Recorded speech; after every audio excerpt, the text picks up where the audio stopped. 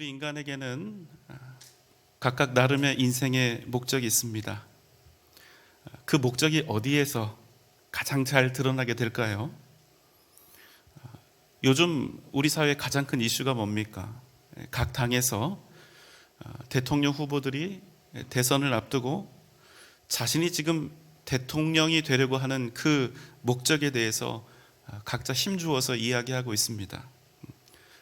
나는 오직 국민들을 위해서라고, 도탄에 빠진 이 나라를 구하기 위해서라고, 이렇게 자신이 대통령이 되어야 하는 이유, 그 목적에 대해서 외치고 있습니다. 그 마음이 정말로 진심이면 좋겠습니다. 그분들 중에 단 한 사람이라도 자신의 욕망이 아니라 정말로 국민들을 사랑하고 이 힘겨운 나라의 현실 속에서 이 민족을 구해내는 진짜 영웅이 탄생하면 좋겠습니다. 그러나 여러분, 지금은 아니죠. 왜입니까? 말은 얼마든지 달콤하고 감미로울 수가 있기 때문입니다. 그들이 지금 외치고 있는 그 대권의 목적, 그 실체는 그들이 지금 외치고 있는 말이 아니라 훗날 그들의 삶을 통해서 비로소 나타날 것이기 때문입니다. 그래서 여러분, 지금은 참인지 거짓인지 알 수가 없습니다. 지금은 오직 공약이요 말뿐이기 때문입니다. 그러면 여러분, 우리 믿는 사람들은 어떻습니까? 언제 우리 자신에게 있는 인생의 목적이 드러나게 될까요? 마찬가지입니다. 우리 인생의 진짜 목적은 단지 우리의 신앙 고백에서 나타나지 않습니다. 안타까운 일이지만 예배 시작할 때 우리가 사도신경을 항상 암송을 하죠.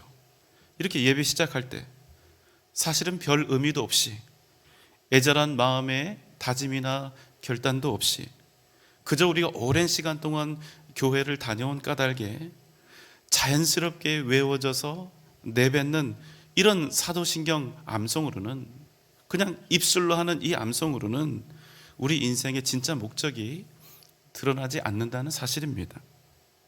정말로 사도신경의 첫 부분처럼 전능하사 천지를 만드신 하나님을 믿는 그 사람이 마땅히 자신의 인생에서 행할 일을 믿음으로 정말 행할 때 비로소 그 사람이 어떤 인생을, 어떠한 목적을 가지고 살아가고 있는가 하는 것이 나타나게 된다는 것입니다.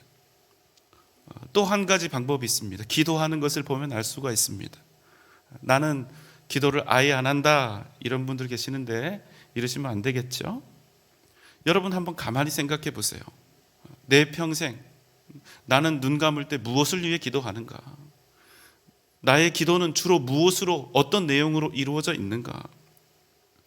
나는 그 기도 제목을 위해서 내가 기도하는 모든 그 시간 중에 얼마나, 몇 퍼센트나 그 기도 제목 가지고 기도하고 있는가? 얼마나 그 기도 제목을 가지고 내가 열심히 간구하고 있는가? 만약 우리의 기도가 여전히 내 삶에, 내 개인적인 삶에 안정과 평안과 형통을 위한 것들에 제한적이라면, 어쩌면 여러분, 우리 인생은 단지 나 자신, 내 개인을 위한 행복을 향해, 그 목적을 향해 나아가고 있는 것입니다. 행복한 좀 살겠다는데, 행복한 삶 좀 살겠다는데, 그래서 내가 열심히 그것을 위해 기도도 하고 열심히 신앙생활도 좀 하겠다는데 그게 무슨 문제가 있는가? 이렇게 반문하실 분도 혹 계시리라 생각이 됩니다. 아니요, 여러분, 이 땅에서 평안을 위해 기도하고 행복한 삶을 위해 기도하는 것 당연한 일이고 옳은 일이고 반드시 기도해야 할 일입니다. 절대로 틀린 것이 아닙니다. 그럼에도 여러분, 우리가 잊지 말아야 할 한 가지 중요한 사실이 있습니다. 행복한 삶을 살아가는 것 너무나 중요합니다. 하지만 우리가 반드시 기억해야 할 것은, 우리 인생의 목적은 단지 행복한 환경에 있지 않다는 사실입니다. 여러분, 우리는 행복해 보이는 환경이 우리에게 행복을 가져다 줄 것이라는 잘못된 믿음을 가지고 삽니다. 그래서 이 행복한 환경을 만들기 위해서 정말로 지금까지 열심히 살아왔고, 앞으로도 다들 아마 행복을 위해서, 그 행복한 환경을 위해서 최고의 노력을 다해서 열심히 땀 흘리며 살겠죠. 하지만 여러분, 진정한 행복은 결코 이 세상에 행복한 환경에 있지 않다는 사실입니다. 가진 것 많아도, 높은 자리에 앉아 있어도, 자식들을 잘 길러내었어도, 몸 건강해도, 그게 여러분, 그것 자체가 우리에게 행복을 가져다 줄 수는 없다는 것입니다. 항상 드리는 말씀이죠. 돈도 많고 높은 자리, 또 자식들도 잘 길렀고 몸도 건강하지만, 세상의 모든 것들을 다 가지고 있지만, 그럼에도 여러분, 불행한 사람이 이 세상에 엄청나게 많다는 사실, 우리가 그것을 항상 기억하며 살아야 한다는 사실입니다. 그래서 어떻다는 것입니까? 뭐가 문제입니까? 여러분, 행복한 삶을 추구하는 것이 잘못된 것이 아니라, 잘못된 것을 목적 삼아 행복을 얻으려 하는 것이 잘못되었다는 것입니다. 무슨 뜻입니까? 내가 행복하기를 원하는 것 좋은데요, 그 행복을 얻기 위한 전제가 잘못되면 절대로 행복을 얻을 수가 없다는 사실입니다. 그게 중요한 겁니다. 그래서 여러분, 내가 얻고자 하는 그 목적이 진리여야 우리의 인생도 진리가 될 수 있다는 사실입니다. 이 세상으로는 결코 진정한 행복을 얻을 수가 없는데, 행복해 보이는 그 조건을 가지고는 절대로 행복할 수 없는데, 이것을 목적 삼아 사는 어리석은 인생 살지 말자는 것입니다. 여러분, 아멘입니까? 여러분, 오늘은 목적, 우리 인생의 목적, 우리 인생을 정말로 값지게 하고 생명 있게 하는 진짜 목적에 관한 그런 고민을 해볼까 합니다. 우리는 각자의 인생이 영광스럽기를 바랍니다. 정말로 즐겁고 또 기쁘기를 바라죠. 행복하기를 바랍니다. 문제도 없고 또 형통하기를 바라죠. 우리가 아무리 고매한 고상한 신앙의 목적을 서로에게 외치고 있다 할지라도, 결국 우리가 이렇게 신앙생활하는 목적도 어쩌면 극히 개인적이고 이기적인 목적을 가지고 있을 수밖에 없습니다. 무슨 말입니까? 우리가 신앙생활 하는 것도 어떻게 보면요, 구원받기 위해서, 천국 가기 위해서, 복받기 위해서. 여러분, 만약 우리가 이 믿음의 결과 속에 이런 복들이 주어지지 않는다면, 전혀 이런 복들이 주어지지 않는다면, 그래도 우리가 변함없이 하나님을 잘 믿을 수 있을까요? 만약 그런 상황이 생긴다면 이 믿음 생활이 정말 어려울 것 같지는 않습니까? 왜 그렇습니까? 우리가 죄인이기 때문에 그렇습니다. 우리는 절대로 고칠 수 없는 태생적인 한계를 이미 가지고 있는 거예요. 우리가 아무리 고상한 척 해봤자 우리는 결국 죄인이라는 사실을 절대로 잊으면 안 된다는 것입니다. 저를 향해서 어떤 분이 혹 너무 부정적이고 염세적이라 이렇게 하실지 모르겠습니다만, 어떤 사람이 봉사활동을 열심히 하고 많은 돈을 기부하는 일도 사실 여러분 너무나 훌륭하고 좋은 일인 것이 분명하지만, 그럼에도 결국에는 자기가 행복하기 때문에 하는 것입니다. 근본적으로 따지면 아무리 이타적인 삶을 사는 사람이라 할지라도 그러한 수고와 봉사가 자기에게 만족감과 행복을 주기 때문이라는 그 결론에 도달할 수밖에 없는 것입니다. 다른 이들을 도울수록 불행한 사람이 계속해서 다른 사람들을 도우며 살 수는 없지 않겠습니까? 그러니 여러분, 우리 인간에게 개인주의와 이기주의를 뺀 100% 순수한 이타심은 불가능한 것입니다. 여러분, 이게 우리 인간의 실체입니다. 그리고 우리는 이 법칙에 따라서 살아가고 있어요. 그런데 어느 날 이런 이기적이고 기복적이고 죄인인 우리를 위해서, 오직 자신의 행복을 목표로 살아가고 있는 우리 같은 자들을 위해서 도무지 이해할 수 없는 목적을 가지고 이 땅에 오신 분이 있습니다. 마태복음 1장 21절입니다. 아들을 낳으리니 이름을 예수라 하라. 이는 그가 자기 백성을 그들의 죄에서 구원할 자이심이라 하니라. 그분의 이름은 예수였습니다. 또한 성경은 예수 그가 자기 백성을 그들의 죄에서 구원할 자이라 이렇게 선포하셨습니다. 무슨 말씀입니까? 하나님의 아들 예수께서 이 땅에 오셨는데 그 목적이 뭐라는 겁니까? 자기 백성을 죄에서 구원하시기 위해 오셨다는 것입니다. 이분에게 다른 목적이 있습니까? 없습니다. 예수 그리스도는 오직 한 가지 목적, 무슨 목적입니까? 자기 백성들을 죄에서 구원하시려고 이 땅에 오셨다는 것입니다. 천사들은 힘써서 이렇게 외칩니다. 누가복음 2장 10절 11절입니다. 천사가 이르되 무서워하지 말라. 보라, 내가 온 백성에게 미칠 큰 기쁨의 좋은 소식을 너희에게 전하노라. 오늘 다윗의 동네에 너희를 위하여 구주가 나셨으니 곧 그리스도 주시니라. 큰 기쁜 소식, 말로 표현할 수 없는 좋은 소식, 복음을 전하러 왔다. 무엇입니까? 너희를 구원하시기 위하여 구주가 나셨으니 그분은 그리스도 주님이시다. 그런데 여러분, 성경은 그 구원의 의미를 우리에게 무엇이라 말씀하십니까? 구원의 의미가 무엇인지 마태복음 20장 28절입니다. 인자가 온 것은 섬김을 받으려 함이 아니라 도리어 섬기려 하고 자기 목숨을 많은 사람의 대속물로 주려 함이니라. 무슨 말씀입니까?